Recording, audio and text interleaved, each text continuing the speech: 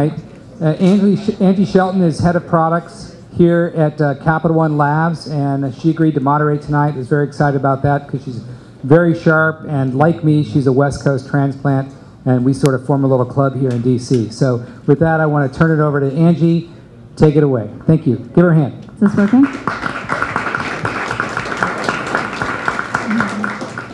All right, thank you guys for being on the panel. We'll, I think we have about 30 minutes, so I'll kick off with a few questions, and then we'll open it up to the audience. So if you guys have any questions, just let me know, and we'll intersperse in between. So to kick it off, a few of you have already gotten a chance to introduce yourself, but kind of quickly recap who you are, what you do here in the DC MoDev community, and a mobile design challenge you're facing right now.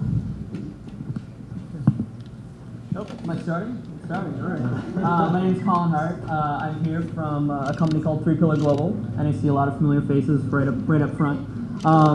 My title is a senior user experience and visual designer, and I work on a number of projects, because 3 Pillar is a consulting company, so I do a lot of work with a number of different projects from week to week. One of which is here in the labs with Angie and Jeremy. On a pretty cool project, can't really talk too much about, but along with, I work with actually a company called Personal.com in Georgetown, some of you might be familiar with, who are up with the local DC tech scene, and a number of different projects in the past. A challenge right now, I would say an ongoing challenge, I think, is always looking for new and exciting ways to kind of capture a different data set and make it, engaging within the context of a mobile device. I mean, obviously on a tablet, it's a lot easier. You have a lot more interaction there, but on something that's this big, not as much. So there's a lot of kind of interesting challenges that kind of come up as a result. So. I'm Mark Gerl. I'm Director of Mobile Development for Politico, a 24-hour news organization right down the street. And with our focus being the content delivery of news to the mobile platform, we also obviously have a big web presence. We're focused on delivering the best experience we can of that genre.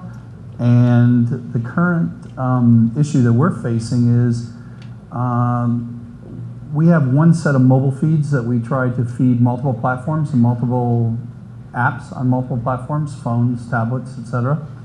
And so adding new and more features to those feeds without obsoleting our users that already exist in the field on phones, tablets, etc. So adding new features without obsoleting those apps and making those apps not work is a big challenge because we want to keep pushing the boundaries and moving forward. But we need to be sure that not everybody upgrades, even though you've got that app store and the icon's always blinking every day to update something. I found statistically about 50% of our users are using some older version of our app, including back to the original version that we did. So we actually made our apps good enough that originally people haven't needed to upgrade to get rid of the bugs. So maybe we should add more bugs, I don't know. I think I have 36 apps waiting to be upgraded right now on my phone. See, it's a huge challenge. Waiting for good Wi-Fi. So you know me, I'm John still. I was a few minutes ago, I still think I am. So anyway, I guess there's one specific challenge that I've got, and so my one challenge that's a little unique is that I've got a group that wants an app to be better than all the postcard apps that are out there today.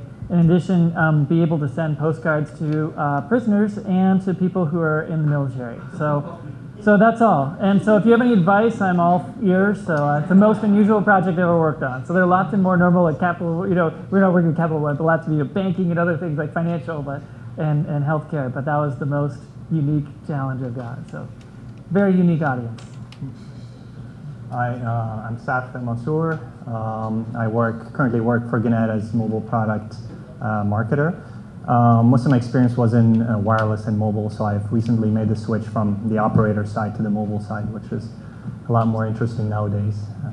I guess one of my biggest challenges right now is mostly how can we measure user churn. How can we, once we've got the people in, how can we tell how long they're going to stay with us, and what's the customer value that we have eventually? Because we want to know how much should we spend acquiring customers. So it's a larger company problem, I guess. But eventually, we all have to look at our churn and see how long people decide to stay with us, with our apps. So that's my challenge. Great. Lots of meeting challenges. If you have any solutions to their problems, I think they probably have access to budgets. So I'm going to kick this off with one question. It's a little provocative. It kind of speaks to a little bit of what Saf, you were talking about earlier. I'm actually going to position it to John and Mark, since you guys are directing product teams right now. With the proliferation of devices and capabilities, design and user experience has become really central to the development of applications. We hear about user experience, we hear about user interaction, we hear about visual design. Are these the same person? Are they different people? And which is more important and when? So rather than go through a history of that, I'm just going to ask the question more bluntly. Who do you hire first and why? I'll start, and then you can say something better, so and more thoughtful. So with I'll skip over the frontal lobes today. So with user experience or user interface, I guess I feel like if you're going to have an app and it's going to be successful, you've got to have that user experience. What makes it interesting to people? Really understanding what they want, really understanding the sort of persuasive design side of things. I think that actually, you had up a slide with Indeed. I was thinking of like Slashdot or Reddit are both really popular, and they're not particularly beautiful in terms of their user interaction design. And so it's really about what value it gives the person and not how hard it is to use. So, I'm a usability guy, so I would say that that's very important too. But if I have to hire someone first, I want to make sure we get what's interesting to the end audience first. So. My experience goes back actually before the term user interface design, when it was human factors engineering in the early days. Date me a little. So for me, it's user experience, I think, is key if I have to pick one, and mostly because I'm actually really good at UI design myself, and I can always use other people who have UX experience that I can banter with and work off. We have a really good design team. As a matter of fact, 2 of our designers are here tonight, and it's stuff that I don't do, and I'm grateful that I have them to interact with, and so it's got to be UX. So you're spoiling my fun. I wanted someone to disagree. Anybody in the audience going for user interface design first? It depends on the project. And it Everyone depends on your changed their job experience. title now. I would argue that the opposite is, if the UI sucks bad enough, then yeah, your thing is dead. So you need a certain level there, but yeah. Or if you have no artistic capability whatsoever, then Yeah. you better start there. Hire a contractor at least. Cool. Well, Colin, we talked about a little this early today about what mobile apps or experiences that you use day to day or in your life that have really impressed you as someone who's in the field. If you can talk to me a little bit about one of those and kind of deconstruct it for everybody, yeah. Sure. So I think you're well aware of my love affair with Pay with Square. I don't know, all right, I'm sure most of the audience has swiped a card with Square at this point. The little plastic card, raise your hand, you paid with Square? The little swipe card thing? Yeah. What about the app, Pay with Square? Anyone here use Pay with Square? Less hands. Who has heard of Pay with Square? More hands, maybe? Okay, people have heard of it. All right, for those who haven't, Pay with Square is Square. They're touchless, not even any sort of like handoff, not even NFC tapping interaction payment app.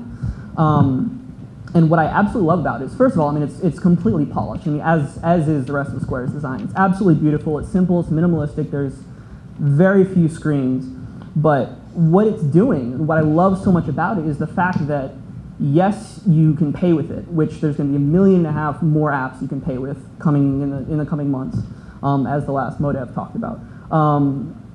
But what Pay with Square does, it encourages this traditional kind of, hey, you know the guy down at the bar, you know the guy at the coffee shop. It's encouraging this, person-to-person interaction that is kind of lost in this day and age with a lot of online shopping and whatnot. But when you go and sign up with Pay with Square in the app, you have to upload a picture because that's how the system works.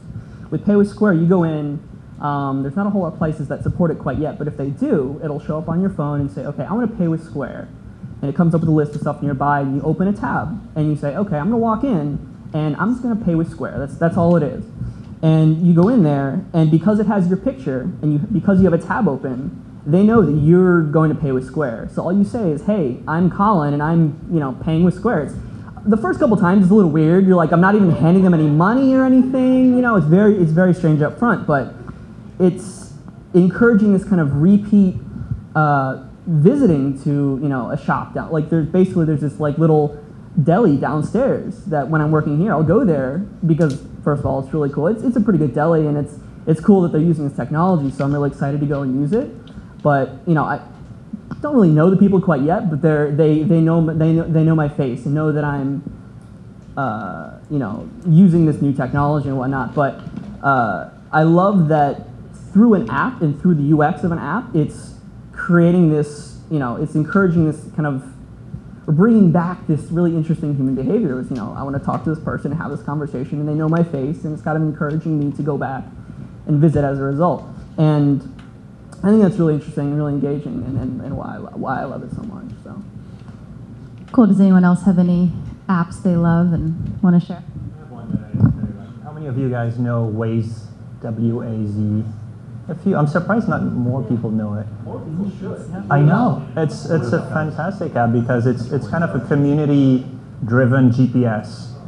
And it really is, kind of gives me hope in mankind because everyone helps each other in terms of, signaling when there's a crash. And the feature that I love the most is when people signal when there's a cop hiding behind a bush or something like that. Very useful. And the more people participate, the more interesting, the more accurate the app becomes. And it's saved me a lot of money. Is there anything they do in the user experience or design of the app that sort of makes it easy? Yeah, it's extremely simple. It focuses on navigation, and because you should not be using your phone while driving. I mean, they have this feature where you could just swipe your hand over the phone, not even touch the phone, and it would ask you a voice command. And so it really cares about your safety, and you can tell these guys have thought the experience through. So. Cool. That brings me to, I'll ask one more question and then open it up to the audience.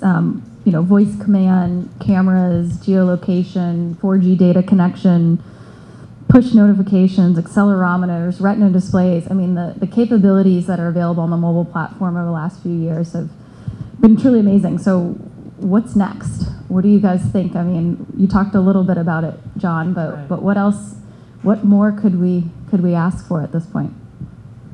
Yeah, I mean, I think for us, in UX and interface design, I mean, we're really thinking about, we already do lots of things with eye tracking in general. I think that more and more will know generally where you're looking. With face recognition as well, you can get a little bit for a person's emotions too, the very, very simplistic, like happy, really not happy, not quite the, oh, I'm perplexed. But there can actually be a very high level that you can do from cameras in addition to like motion kind of things. And recognizing what people are paying attention to, and then having that be part of the interface. So I think beyond all this touch stuff that I was talking about earlier, that's another piece that's coming. Yeah, I mean, there's the obvious. I mean, I want NFC in the iPhone 5 so bad, but I don't think it's going to happen, unfortunately. But we'll see next week. But I want to take what you're kind of saying and take it to this whole new kind of. I wish it was in mobile. I would love for it to be in mobile. But I don't know if anyone's familiar with the company called Leap Motion. Anybody heard of Leap Motion? You've seen that demo where it's like this guy with a little box in front of the screen. I already pre-ordered this thing, and it's shipping sometime in this year.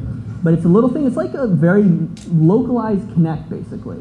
And you can just do gestures, and it's extremely precise, and just hold it in front of your screen. You don't have to touch, which I think is incredible. And what I would love to see this in a handheld device, because you've never had that hover state for a touch device. You've never had that scroll over. You've never had that extra, that extra level. where, you know, in touch, it's always just been two-dimensional. And there's this kind of innate issue with touch, with what you're touching is obscured by your finger. So, I mean, I grew up playing games and, you know, loved having control in my hands, and I don't really like touch games because I can't see what I'm doing. But with something like that, being able to interact with the device on the z-axis far away, and like seeing how far my hand is away from that, I would love for Apple to buy Leap Motion and the iPhone 7 to have that technology somehow. I think that would be really, really cool, adding that whole extra axis of input. I think there's someone from Microsoft here. Maybe they should jump on that. So it sounds like actually if we do that right for you, we won't need a steering wheel in a car anymore. We'll just be like, Google cars. Wait a minute. You don't steer your car by your phone? well, I have my phone in one hand. Remember James Yeah. Bond, you know? Sitting in the back seat, that's what I want to do. No, for me, actually, I'm a techno gadget, you know, junkie, technology junkie like everybody else in this industry, and I actually want less. I don't want less features. I want the phone and the device to do way, way, way more for me, with me telling it less. I mean, right now, our main mode of communication is actually not talking on the phone. It's texting still. You know, adults are talking to their kids this way, teenagers. Teenagers won't answer the phone. They won't pick up voicemail. They won't do any of that. I have them, I know. If you're talking to your kid at college, whatever, you better text. There's got to be a better way to do it, because it's ridiculous, and it takes so much cognitive experience to do it that when you're texting while you're driving, which you shouldn't do, it takes a lot of brain power to do that. And I'd like to see a much better, richer interface for communication through the device. You know, simple stuff. Just let me talk to it, send it over a stream, and let them catch it in their earphones or whatever. But that's a bit of a problem, because phones are kind of private, and if you're in an environment, I could be texting right here and not upsetting what's going on, but if I were talking to my device, then I would be upsetting. So I don't know what the next thing is, but I'd like to see it do more for less and be simpler. That's for me. From that, I mean, everybody knows Siri at this point. Who here has used Siri? Just used Siri. Who here has used Siri in public? Less hands. So, but you feel weird about it, right? It's just like you're disturbing someone. Yeah. I get away with it in a noisy crowd. Actually, you can like remind me when I get home to do blah blah blah blah blah. That's my favorite Siri command. Is remind me when I leave home, when I get home, when I get to work, and when I leave work. Those are my 4 most top things done through Siri, because I don't want to take the time to. It takes a long time to set up those events without using the voice. If you've ever tried to go through their interface, the reminders interface is horrible. So. There's an app idea there. Or just my last thought for Colin's Christmas wish list. Do any of you know about Emotive? Okay, well, it's time to look it up. So it's Emotive. Oh, way in the back. Way to go. You win a prize. Well, think about what it is later. So Emotive with a V at the end, and they're one of the people that do. So I've done event-related potentials. It's ERP basically, and what it does is allows you to do some controls, but broadly just by thinking, right? Because it's just got measurements of your dorsolateral prefrontal cortex. And so anyway, it has capabilities to know where you're trying to attend, and also what you're thinking about broadly in terms of frustration and so on. So that's another control we can have in public with our little controller on our head. But it's another way to think about this stuff. Anyway. I just want to add in terms of what we do at GANNETT in terms of delivering the news, we make sure to fully utilize the capabilities of the devices. A lot of the times, most of the devices just use, the touch or maybe the camera.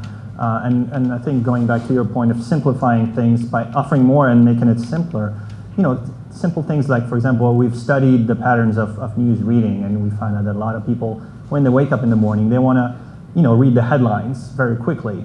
And when they come home at night, they don't want to, squint and try to read small text. They want just, easier layouts, photos, and things like that. So, we're thinking of putting in our apps something that in the morning gives you a certain format that's text-based, and at night changes into a tile layout. So it's really using that research, using human interactions and research, and using some of the features of the device.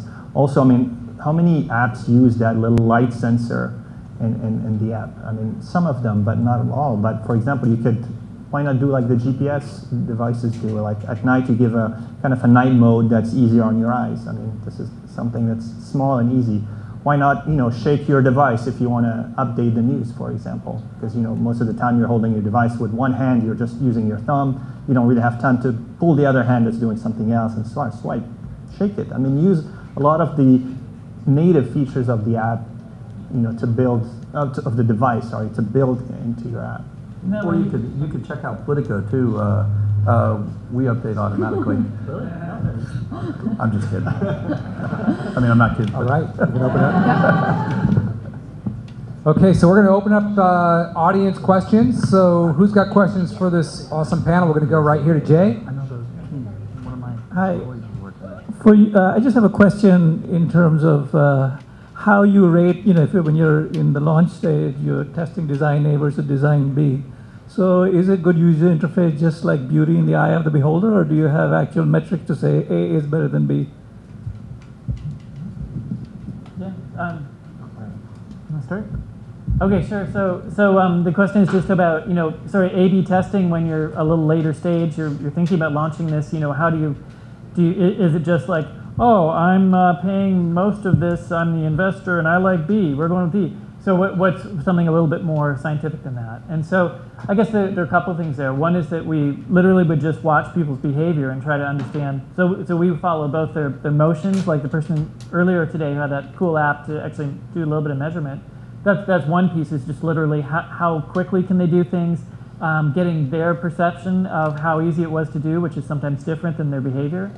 And lastly, just trying to see what are the other things when we question them afterwards, trying to understand how it would fit into their environment. So what would be the ways that you could start to trigger, oh, like you were saying, it's going to be in a dark environment or it's not, or you want to shake it because you're driving or whatever the situation is.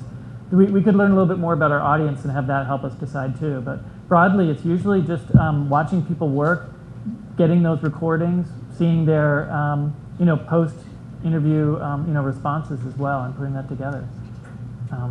Let's try to get a couple more questions. All right, Art with Amtrak. I have a comment and a question. The comment is I really enjoyed the split between UI and UX because UX permeates beyond the app, beyond individual pieces, while UI tends to be very focused. And my question is around UI and how you come up with large UI, because large companies doesn't mean large budget, and I have no budget. So do you know of innovative ways to get out there and find and get high-end UIs fast at a reasonable price? What are some of the innovative ways to come up with the UI that can feed into a UX that will blow customers away? Plagiarize, plagiarize, plagiarize. To get inspiration, you have to look somewhere. I don't know. It was John Lennon who said that you have to have a lot of artists that you love in order to become a good one yourself. And sometimes you have to not plagiarize, but use some of the material. I mean, I'm not in HR, but I think UI, because it tends to be a more artistic field a little bit, you have to have a good vision for your product, and you have to have a good creative brief for your product in terms of the functionality, and also detailing who the audience is. And it's also looking at your brand requirements, your brand guidelines and personality, and all of that factors into how you want your application to look and how you want to recruit your user interface designer. In terms of how cheaply you want to get them, I have no idea. I mean, I know it's a rare commodity right now. But. Yeah. I mean, another way to think about this too is that you're ultimately trying to get the user interface to be out of the way of what they're trying to solve, right? So we had a good example. How many of you use govauction.gov? Yeah, I didn't think so. So actually, they're actually the largest auction site outside of eBay is govauction.gov. So if you want to buy a lighthouse or a farm or a car, you can buy them all. I swear, no gov. Anyway, they tried to make their own UI, and everyone was like, "Why isn't this like eBay?" And so my point here was that ultimately we recommended something very similar to eBay, and I think the thing that's most important for you is what's a small subset pattern library where you can have a few kinds of interactions that you can have programmed up and that you can actually afford to pay for, and then replicate them throughout your site, which adds usability because people are expecting a certain way of working with your site, and it helps you with cost and streamlining and expectations. So pattern library, I think, is one of the big savings there that would help you out. One more question? Okay. This question is for John in specific, I guess. Do you have or do you use any tools to do the UX? I'm the one asking the question. Do you use any tools to do the UX? What kind of tools do you use? And I have another question after that. Sure. Well, I mean, it's kind of up to the individual designer what they prefer. You know, I have my opinions on what I prefer. I mean, I kind of fall back on Adobe Illustrator to do wireframes and user flows and things like that. But there's a ton of incredible tools. I mean, there's Balsamic if you want to do something quick and dirty. There's Just in Mind if you want something a little bit more interactive and you know, quicker to get there. OmniGraffle is fantastic, but if you want to get to the next level and actually, you know, incorporate some visuals, then I really settle down with Photoshop and do pixel perfects in that. Next question is, when do you start the UX? In specific, when you're doing the UI and then there's UX, when do you actually pick up on the UX? Do you first design the UI and then pick up on the UX, or who is it? Whoever it is. That's not a simple question. Yeah. It really depends on the problem you're solving and what you've got, whether you've got a blank page and you're working with something completely new, or whether you're following a pattern of delivering a particular experience that's somewhat expected by the users. If it's something that you're presenting for the first time forever, boy, you have to really prototype it, flesh it out, and try different things and use it on a lot of people in order to get some idea of whether you're giving a good experience or not, and how long it takes to do things and how confusing it is to find what they're looking for. But sometimes the visuals generate the UX and the UX generates the visuals. It can be very iterative. You can't just start with one and end up on the other. It's not that simple, and if anybody tells you it is, they're wrong, or they don't know what they're talking about. Okay, Angie, let's wrap it up. Thanks, everybody. We're wrapped up. No, we got a couple minutes. If anybody wants any parting thoughts. Okay. Well, Sorry. well, I had a fun question that was basically, you know, obviously iOS dominates a huge portion of the market share, but if we paint a picture of a world where that wasn't the case, is there a platform you would prefer to design for, and why? Having designed for the three, actually, I've done some BlackBerry too, but you can't really say you're designing a BlackBerry app. It's sorry for anybody here that's from BlackBerry. Struggling from for RIM. BlackBerry. Yeah. I mean, I love iOS. It's so established. There's you can get so creative with what there is, and that's a lot of fun. Android is kind of a different story. It's always a challenge because as much as I want to sit down and design a Hollow app, Hollow, the new design language as of Ice Cream Sandwich, the adoption rate is so small, so it's kind of a challenge. But Windows Phone, I have the most fun with. It doesn't happen all that often. We've gotten a couple Windows Phone projects, but I love getting them because unlike any other platform, when designing a native app, I can actually sit down and do the actual UI design, like actually do it myself. Whereas with iOS, I hand off a style guide, I hand off a zip of assets and all that stuff, and hope the developer, who if he's not on site, puts it in properly. I mean, maybe I'll sit down with him if he's in the same location. But with Windows Phone, since the platform itself is built on Silverlight, which is an existing, it was an existing platform that existed before the phone itself. So Microsoft has a design tool called Expression Blend that they created for that purpose. And since the platform itself runs on Silverlight, there's a design tool you can use to actually design the apps themselves. So I can sit down and just work on the UI completely separate from the developer and do all of the animation, all of the interaction, and it's a blast doing it. So I wish Windows Phone could take off. Fingers crossed. It's interesting. I was going to say the same thing, that it is with the new Windows 8 and the tiles and stuff. I found that more interesting as well. Actually, but let me go back to it. How many of you are like hardcore Mac junkies? So who had a Mac SE or Mac Plus or way back there, right? XL. Wow, you win. Elisa, nice. So anyway, yeah. I mean, you'll see I'm full of Mac stuff, but I still find that Windows tiles really interesting. So it's worth exploring that. You can actually do a free download of the Windows 8, home preview. It's worth doing just to try it out a little bit, so you get a feel for it. I'm going to get a plug in here for Microsoft. So they're our diamond sponsor for Modev Tablet next week, and they're bringing a lot of really cool devices. There's going to be a device bar, and we're giving away 3 Samsung Series 7 tablets at the event. So there'll be a lot of cool stuff to see there. You'll get a good experience for what's happening with Microsoft Windows 8. And they did not pay for these answers. No, they did not pay for these answers. I can answer that question too. My preference is obviously iOS because I go back early Apple days, but my designers told me that they actually liked Windows over Android significantly. Windows over Android. That's right. Yeah, so there you go. So I have to put in a plug for that. I agree with all of you guys. I mean, I've been a Mac user for a long time, and I've seen the Windows 8, and it's kind of a game changer because it's finally a tablet that's a laptop as well. So I mean, I don't know if you guys seen some of the new designs. So that's kind of maybe the bridge between the two. Finally.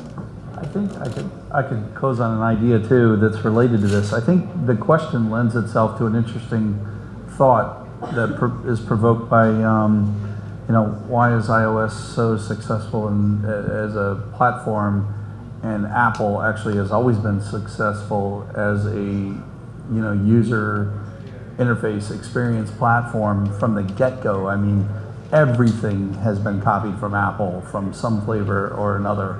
It's been the go-to for everything that has come out. If you know the whole history of what came when. And it's because there is a lot of regulation. Apple set down guidelines, and when you have an open book and a blank slate like in Android and not a lot of guidelines, it's like, hey, do whatever you want. There it is. You end up with chaos. You don't get experiences that the users expect from app to app to app, and you don't get a consistency that I think is key to being able to use these devices in so many different ways. And in iOS, there's that high expectation, very high expectation for how things behave on a certain level. I mean, there's certainly room to innovate because Apple's innovating and apps are innovating, and they're pushing the standards. But the guidelines, having those guidelines to begin with, is so key. And when you have a platform that has no guideline, you're going to end up with nothing but chaos. And so I don't know about the Windows world, but I hope they have a really, really good set of guidelines for their interface, because that'll make them successful. Great. With that, I think we'll round out the panel. If anyone has any... Let's give them a hand. Last Great panel.